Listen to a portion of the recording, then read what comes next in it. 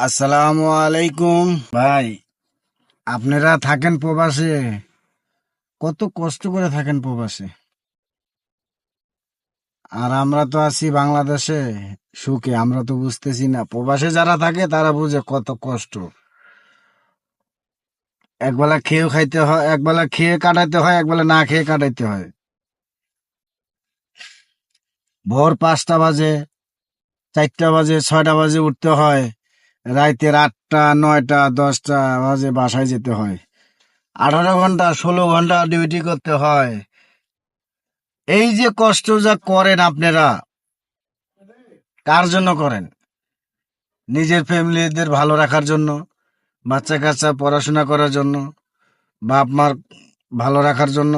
এই যে তার জন্যই তো এত কষ্ট আপনাদের, তাছাড়া তো আর অন্য কিছু না। নিজে একটু ভালোভাবে চলার জন্য, এইটাই, আর তো অন্য কিছু না। তো আপনাদের কাছে একটাই অনুরোধ, যেটাই করেন নিজের জন্যই করেন, বাপ মার জন্যই করেন, বউ বাচ্চার জন্যই করেন।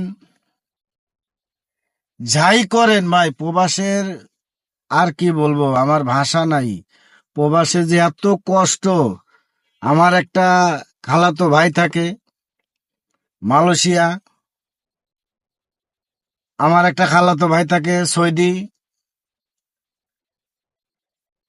আমি তো শুনি তাদের কাছ থেকে, খুবই খারাপ লাগে, এত কষ্ট করে থাকে। আমি একজন ড্রাইভার মানুষ, আমি বাংলাদেশে থাকি, মালিকানা চাকরি করি।